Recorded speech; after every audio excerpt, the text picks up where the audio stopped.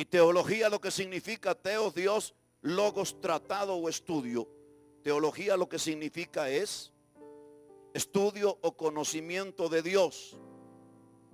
Y hay gente que tiene una teología que cuando la practica uno se da cuenta que no conocen a Dios.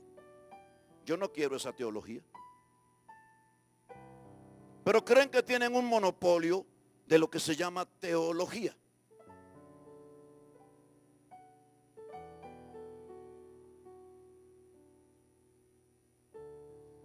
Yo tengo teología. La mía se llama teología apostólica.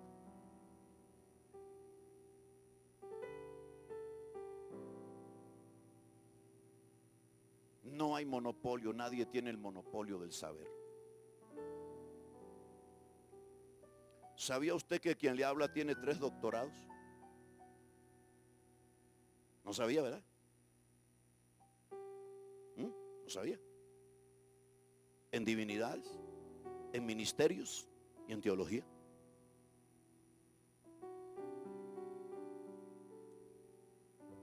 No le voy a explicar cómo. Levante su mano y dígale: Señor, enséñame algo esta noche. Dile: usa este tipo para que me enseñe algo. Voy a hablarle unos cuantos minutos. Agarre lo que pueda cada 5 minutos. ¿Está bien? Nunca hice tal cosa, excepto en el lugar donde vengo, y no hice sino lo mismo en el lugar donde venía. En otras palabras, en todo lugar hacemos algo para que usted sea bendecido. ¿Quiere conceptos rápidos? Dígale al que está a su lado: la Biblia es un libro de revelación. Está lleno de símbolos y hay una hermenéutica simbólica. Ahora dígale al que está a su lado: ¿qué significa hermenéutica? Dígale: la hermenéutica son el conjunto de leyes y principios que deben regir la sana interpretación de la palabra. El problema es que los que saben cierta teología y cierta hermenéutica piensan que eso es todo e ignoran que hay una hermenéutica profética que explica la palabra. Eso significa que tienes que aprender a ver detrás del símbolo. Tienes que aprender a ver detrás del color. Tienes que aprender a leer lo que no se escribió, pero que está ahí expresado a través de un símbolo. Son principios. Y la Biblia está llena de símbolos. Por ejemplo, la Biblia habla que el grano de mostaza es la semilla más pequeña, pero que a la vez representa al reino de Dios, porque es la semilla más pequeña, pero una vez que comienza a crecer se convierte en un enorme arbusto en el cual se vienen a cobijar las aves y los animales. Habla del reino como un grano de mostaza que crece. Símbolos. La Biblia habla de la iglesia como novia, como esposa, como la desposada. La Biblia habla de la iglesia como un tabernáculo, como una casa que está siendo edificada. Habla de la iglesia como un templo, como un cuerpo, símbolo. Pero el símbolo profético más amplio, a través del cual usted puede tener una idea de la iglesia y sobre todo del reino, es el concepto de ciudad. Dígale que está a su lado: la ciudad es el símbolo vivo más amplio que te da una idea del reino de Dios. La ciudad. Dios habla de su ciudad, habla de su reino, habla de la estructura que Satanás está edificando y le llama la gran ramera, le llama la gran ciudad. Concepto de ciudad. Y Dios habla de símbolos, y en el Apocalipsis nos presenta un símbolo importantísimo. Es el río. Dile que está a tu lado, el río es un símbolo sumamente importante. El río, en el capítulo 22 que vamos a leer, ahí está. Dice que Juan vio un trono y del trono salía un río de agua cristalina que salía del trono y del cordero. El río en la Biblia representa influencia. El mar representa naciones en convulsión, representa poder político. Por eso la bestia sale del mar y otra sale de la tierra. La tierra representa poder religioso. Y el río representa influencia, algo que fluye, algo que corre. Y él dice, y miré un río de agua cristalina que fluía del trono y del cordero. Dile que está a tu lado, hoy no hay nada que la iglesia pueda recibir que venga del trono sin el cordero.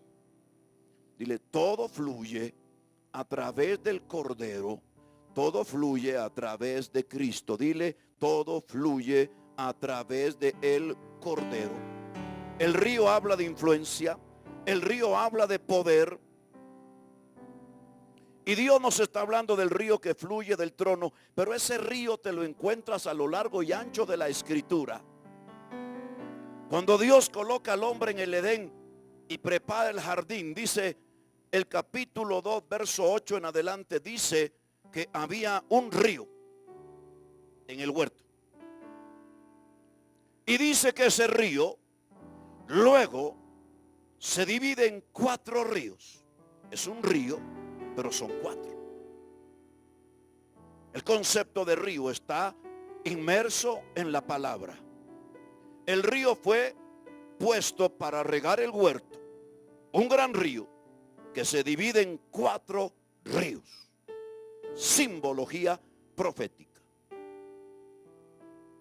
El río se nos pierde por un rato y luego aparece en el Antiguo Testamento en la visión del profeta Ezequiel, cuando Dios lo lleva a ver lo que pasa en el templo.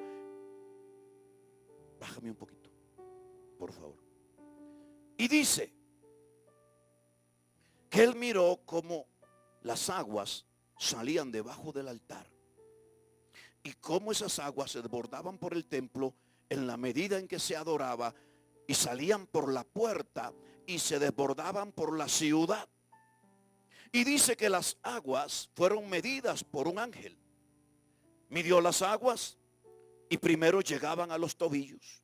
Luego volvió a medir y llegaban a las rodillas. Midió las aguas y llegaban a los lomos. Y la última medición fue a la altura de la barbilla.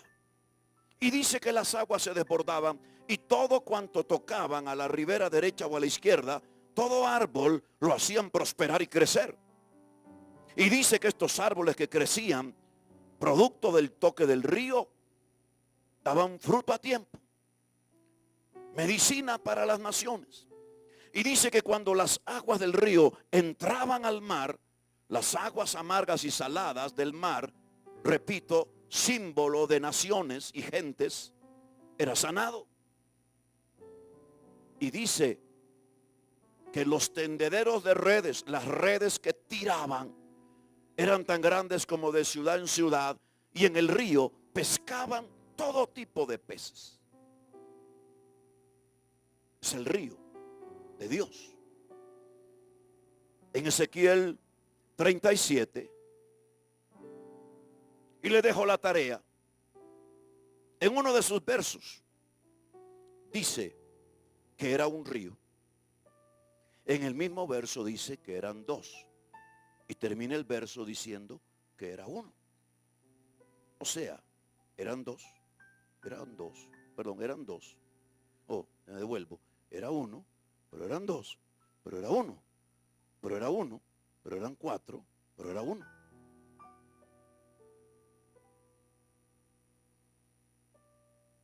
Y cuando se nos pierde el río, ahora aparece en el Siloé un hombre el día de la última gran fiesta, se pone en pie y dice: todo aquel que tenga sed, venga a mí y beba. Y si bebe de mí, de su interior, ríos, plural, de agua viva correrán y saltarán para la vida eterna. Pero él dice algo muy atrevido. Él dice: como dice la escritura, ríos de agua viva correrán de vuestro interior. ¿Cuál escritura? ¿Quién dijo eso? ¿A dónde? Ezequiel 37. Pero Jesús dice: lo que Ezequiel vio fue un templo. Lo que Ezequiel fue agua saliendo de debajo del altar, debajo del umbral. Pero Jesús dice: no, la interpretación correcta no es un templo físico. La interpretación correcta es que era un símbolo que hablaba de que un día vendría un pueblo que se convertiría en mi templo, y es desde el interior de ese templo que van a correr ríos de agua viva, que sanarán las naciones, que tocarán a los pueblos, que bendecirán a la gente. Aleluya. Pero él dice: pero no es posible que los ríos se activen si no es bebiendo de mí.